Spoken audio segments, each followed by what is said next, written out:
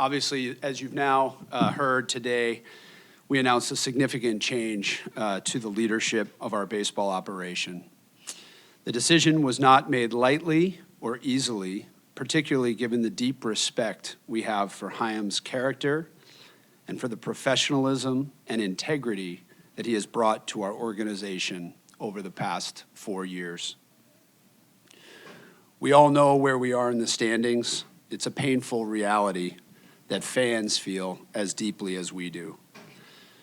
Our fans deserve a winning, competitive team that consistently plays postseason baseball. Chaim worked tirelessly to achieve that goal. He is trustworthy, principled, and he's one of the kindest people that I've ever worked with. Today's decision is by no means a reflection of Chaim Bloom's character, which is truly exemplary in every single way. The results that we expect as an organization have not been there, and we felt it was time for new leadership to help chart a different path forward. In the coming days, we will run a vigorous and thorough process to identify new baseball leadership that will get us back to being a championship caliber club year in and year out. As our search gets underway for the new baseball operations leadership, the department will be overseen under the direction of Brian O'Halloran, our 3 assistant general managers, Eddie Romero, Raquel Ferreira, and Michael Groupman. I can assure you we are in very good hands during this transition.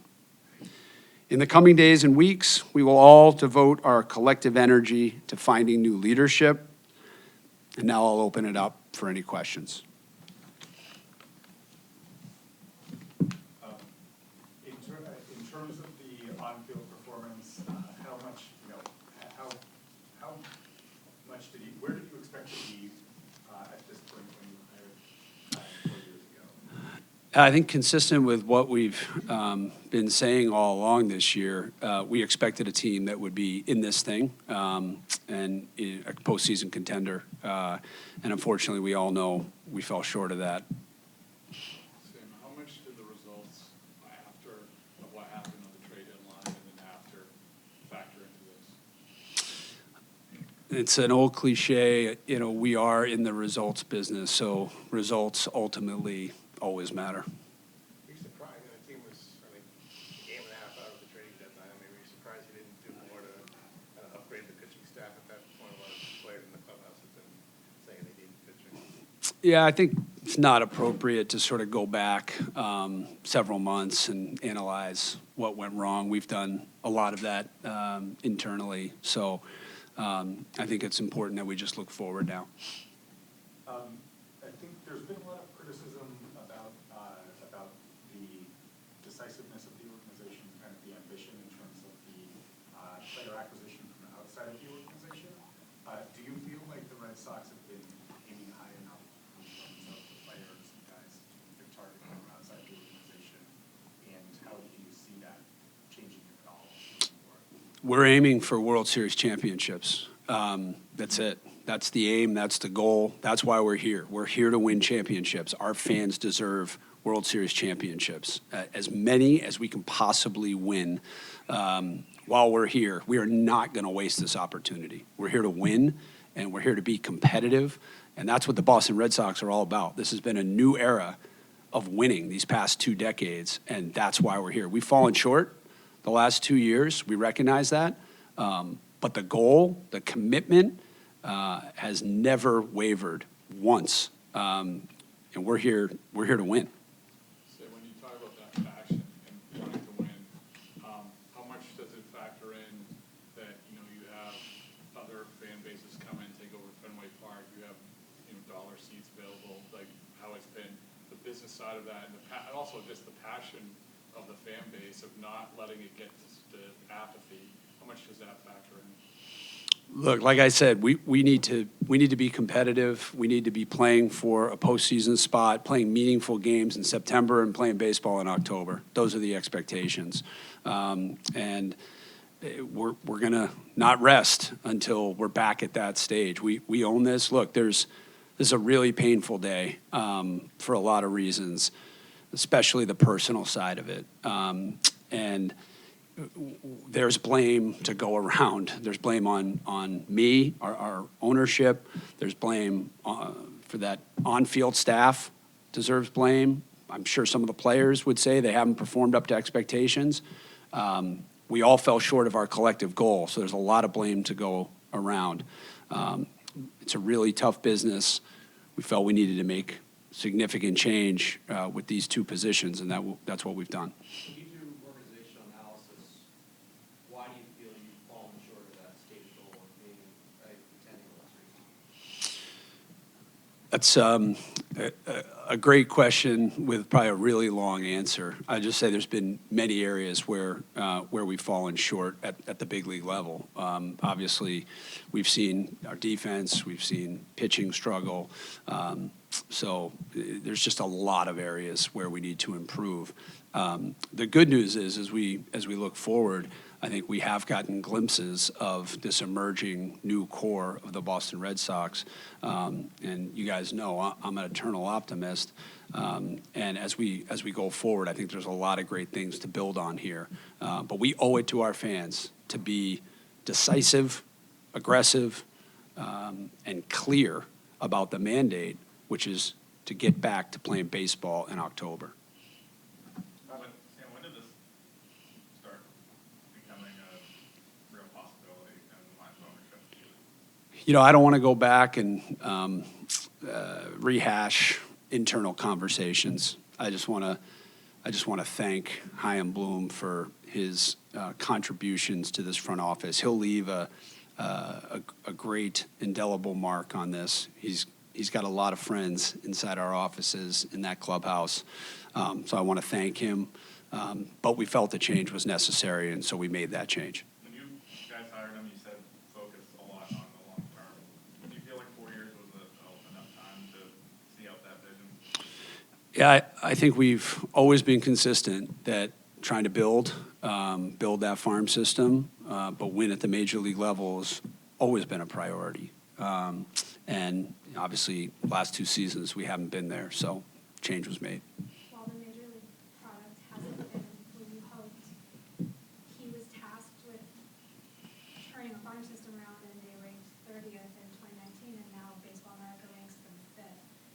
Do you think that in that way, his legacy is more than what people are going to say, and what does that mean that you have that building foundation to move forward with? I think that speaks to just what a fantastic job Chaim and his team have done with respect to building our baseball infrastructure. You mentioned the improvement in the minor league system from a bottom 5 to a top 5. I know there's different reports that have us different levels, but that will absolutely be a legacy of Chaim Bloom. There will also be his legacy in Tampa, where he was for a decade and a half. It's one of the most well-respected baseball executives you'll ever find. So he has a great legacy, and I think he'll have an incredibly bright future ahead, and we wish him well. Yes, Sam, following up on that question, what philosophically are you looking for that's different with his replacement? You know, it's very early days to be talking about specifics when it comes to a candidate. At the end of the day, we need leadership. These are big operations, so we need leadership that can help continue to build the organization from the bottom up, continue to promote and expand processes, procedures, medical, analytics, keeping up with this ever-changing game, and leadership that is focused on winning at the big league level. So it's something we've all been trying to do the last several years, and that will be the mandate going forward. So it's a matter of bridging the gap between Dave Dombrowski's win-now philosophy and I think a lot gets made of individual baseball executives' sort of philosophy and how they think about the game. I would just say that we're committed to bringing in the next group of leadership to take us back to where we belong. Do you expect that to be outside the organization, from outside the organization? We haven't made any determinations. We have no plans with respect to filling these two roles. We may fill these two roles with one individual. We may find he or she who wants to lead the organization. Could be a general manager, could be president of baseball operations. What we'll have to see today is about thanking our leadership that really worked their tails off and announcing the change to you guys. What are your intentions when it comes to Alex Cora, coaching staff, and how baseball ops will be structured around this individual? They have to make those decisions, or do you want to make decisions in terms of who's going to stay? Yeah, look, there's a lot that has to improve, and that includes our on-field staff. So the baseball operations leadership will come in with a mandate to run the department, all aspects of the department.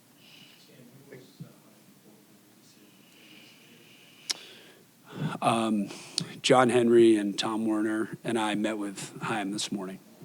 You envision Alex managing his team next year? I do. Yeah, I do. But again, today is about a change in the front office. Sam, given your previous three head of baseball operations have kind of you fired them after about 4 years, do you feel that as an ownership group you have to change how you approach hiring a person to lead the organization, given there's been this significant amount of turnover in that span? Yeah, look, what I would say is we and those of us in the ownership group, it's myself included, share responsibility and blame always. We're a team. We're an organization that works very collaboratively together. In terms of making a change how we operate, I'd put our group up against anyone in Major League Baseball. So my answer to your question, I guess, is no. We're going to keep doing the same thing, which is relentlessly chasing winning and chasing personnel and people in the front office that are going to put us where we belong, and that's playing baseball in October. Sam, can you rule out Theo Epstein coming back? I appreciate the question. I can rule out Theo Epstein as a candidate for one of these two positions. I know there's speculation, there's professional history, there's an even longer personal history, but I can rule Theo Epstein out as a candidate for one of these positions. Is it possible, I'll keep naming candidates, but is it possible to elevate Alex Cora to one of those spots? I'm not going to talk about anything in terms of speculation with candidates, but we'll begin that process immediately. Last time you did, you noted very clearly that you conducted one interview for the position, and you hired Chaim. Do you anticipate a broader search? I do. I anticipate a broader search, one that frankly could take a while. That's why we are so blessed with Raquel and Eddie and BOH and group. We have amazing men and women and individuals in this organization leading us, and that's really important. It is a team effort. We sat with our baseball operations department before making this news public, and I just am always overwhelmed by the talent and that group. So it's a hard day for them as well. But we've got a great group in place to lead us in the interim during this search. In terms of like how you structured leadership, you were bringing in a first-time GM without having an experience, someone who sat in that chair before. There was no Bill LaJoy. Do you think that structurally this was, that you guys kind of positioned yourselves in the best way? Well, by definition, we haven't had the success that we expect. So I think it's fair to say that we would consider any structure as we go forward. But we don't have a lot of preconceived notions about what that looks like right now. And experience, you're also open-minded about whether or not you would hire a first-time GM again, or whether or not you would look for someone? Yeah, very, very open-minded. Yeah, keeping options open. Sam, another team recently hired somebody at the top of the front office food chain. Have you approached anybody prior to this decision to gauge interest? No. One of the main criticisms the last year or so, last offseason, this trade deadline, was that people didn't feel the team was being aggressive enough in terms of signing free agents and making trades. Is that going to be something you approach differently, more aggressively this winter with the financial flexibility and the improved farm system? Yeah, we see ourselves as relentless and aggressive every single year. I know there's been a lot of talk about a change in philosophy or pivoting, but from where I sit, the commitment to continuing to invest at the highest levels of baseball operations will continue, and that will not change. The resources are there, thanks to our fans, period. Is this strictly a results decision where you're not where you want to be on September 14th or in the postseason, or you look at specific areas along the lines that Chaim should have done this instead of this in that rationale? Look, it's hard to say that it was not related to results, because again, that's what this is all about. So I think that's fair. The press release said that BOH was offered a new position in senior leadership. Is he kind of mulling that over? It didn't say whether he was taking it or not. Is he mulling that over, or where does he? Yeah, we wanted to make sure that BOH knows exactly how we feel about him. This guy's got 4 World Series rings. He's an incredible leader in our organization.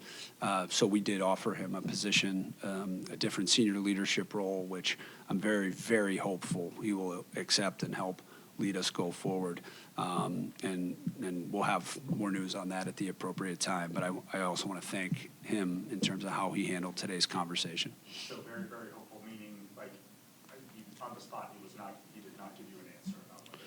I'm going to leave that discussion to keep that private. Is that like a special assistant role? Not going to talk about that right now.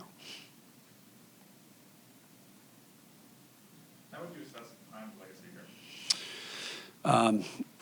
Chaim is, like I said, he's got a great baseball mind. He's incredibly smart, hardworking, honest, ethical. And I think he did some incredible things in our organization, especially in terms of our baseball infrastructure, and really appreciate his efforts. How do you feel the organization's alignment has been? Like in terms of agreement, disagreement about both direction of the club and how it's being put together? I think there's alignment around the ultimate goal, which is, like I said, playing baseball in October and winning World Series championships. How you get there, there's obviously going to be disagreement, and the best organizations challenge, push, question. So that goes on all the time here. But I believe there's alignment around what our ultimate goal is, what our North Star is. Our North Star is winning championships, and it's playing baseball in October. Has been since the day we got here in February of 2002, and that will never change as long as this ownership group is in place, I assure you. You're very clear on that point, right? Like you've made it a number of times here. Do you feel like publicly that point had been clear enough in recent months, years?